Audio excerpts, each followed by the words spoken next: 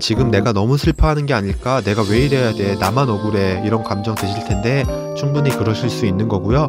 이상한 것도 손해보는 일도 아니에요. 네, 이별 극복 방법. 이전에 한 영상에서 제가 아주 자세하게 하나하나 풀어서 설명을 해드렸어요. 근데 제가 한 가지 간과한 게 있더라고요. 이 이별의 과정을 쭉 시간 순서대로 이렇게 나열해 볼 때 이제 이별이라는 사건이 발생한 시점이 있고, 이별 후에 이런저런 과정을 거쳐서 이제 좀 극복해보고 싶다라는 마음이 드는 그런 시점이 있겠죠.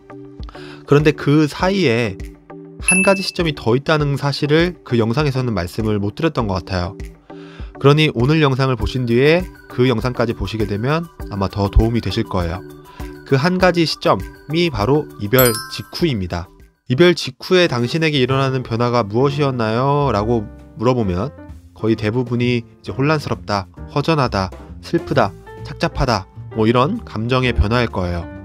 그리고 그게 조금만 지나면 보고 싶다는 그리움이나 후회, 자책, 아니면 분노까지 이렇게 더 격해진 감정으로 나타나기도 하는데요. 이제 이런 감정들이 너무 낯설고 평소에 잘 느끼기 힘드니까 이런 생각이 좀 드실 거예요. 아, 이러면 안 돼. 얼른 이겨내야 돼. 얼른 이 상황을 내가 바꿔야만 해. 이 감정을 통제해야 돼. 이런 생각이 드실 수밖에 없는데요. 감정을 통제한다는 일이 쉬운가요? 제가 최근에 한 구독자분께서 추천해주신 영화인 데몰리션이라는 영화를 굉장히 재밌게 봤는데요. 이 영화 주인공은 이제 아내를 사고로 잃은 후에 한 번도 슬퍼하지도 않고 눈물도 흘리지도 않아요. 오히려 이상한 데에 집착하기 시작하죠. 가전제품을 분해하고 생판 모르는 사람한테 자판기가 고장났다고 편지를 쓰고 도저히 이해할 수 없는 반응들을 계속 보이는데요. 이 굉장히 멀쩡했던 사람이 왜 이럴까 궁금해지면서 계속 영화가 재밌어집니다. 계속 그렇게 이상한 반응을 보이다 보니까 자신의 일, 그리고 원래 있었던 가족 관계, 사람 관계가 다 망가지기 시작합니다.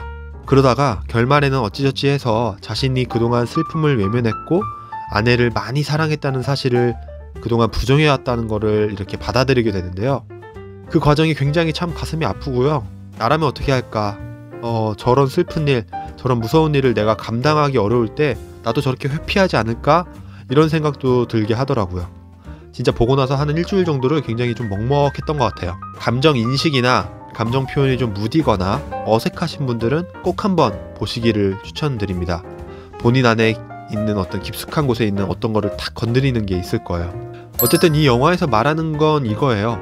슬픔이라는 감정을 통제하지 말고 있는 그대로 받아들이는 것이 이별 후에 우리가 갖춰야 될 자세라는 거죠. 네, 저희 책 너와 헤어지고 나를 만났다에 보면 이런 구절이 있어요. 그 나쁜 것도 잘못된 것도 감출 것도 없다라는 소제목의 그 글인데요. 제가 한번 읽어볼게요. 감정은 마치 일렁이는 파도와 같습니다. 살아있는 한 끊임없이 생성되고 사라지는 에너지의 변형입니다. 원초적이고 역동적이어서 언제나 그것을 잘 조절하고 통제한다는 것이 오히려 더 큰 에너지가 소모되는 일입니다. 또한 감정이 우리의 가장 중요한 열망 또는 가장 취약한 어떤 부분과 연결되면 감정의 파도는 더욱 큰 힘을 받고 넘실되게 됩니다. 그래서 휩쓸려 허우적거릴 수도 있습니다. 그리워하고 슬퍼서 우는 것은 그러지 않으려는 노력보다 덜 힘듭니다. 또한 감정이란 마음을 알아달라는 신호라서 알아주지 않을수록 더 크게 소리내기 마련입니다.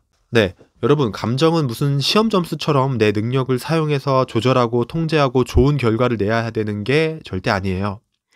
특히나 이별의 과정에서 한 번도 경험해보지 못했던 그런 낯선 감정들을 경험할 때는 더욱더 감정을 이렇게 파도 타듯이 자연스럽게 받아들이고 흘러갈 수 있도록 해야 돼요. 그래서 이별 직후에 중요한 거는 극복, 이게 아니라 내가 슬프다는 것, 내가 화가 난다는 것을 한없이 느끼고 표현하는 일입니다.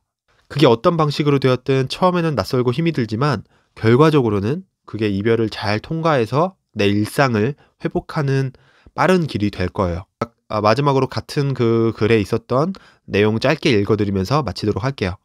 그러니 감정을 두려워하지 말았으면 좋겠습니다. 나는 오랜 시간 동안 너무나 괴롭고 힘든 감정들을 겪고 있거나 경험한 사람들을 만나오면서 언제나 정말 삶의 위협이 되는 것은 감정 자체가 아니라 그 감정이 이야기되지 못하고 다루어지지 못해서 살펴지지 못하고 무시되어서 또는 그것을 참아서 몰라서 잘못 해석해서 위협이 된다는 것을 많이 경험했습니다. 이별을 겪은 사람의 마음에는 어쩌면 그 어느 때보다 큰 감정의 파도가 넘실대겠지만 그것을 살피고 지나고 통과하다 보면 관계의 바다에서 조금 더 유유히 헤엄치고 있는 자신을 만나게 됩니다. 네, 여러분, 지금 내가 너무 슬퍼하는 게 아닐까? 내가 왜 이래야 돼? 나만 억울해. 이런 감정 드실 텐데 충분히 그러실 수 있는 거고요. 이상한 것도 손해보는 일도 아니에요.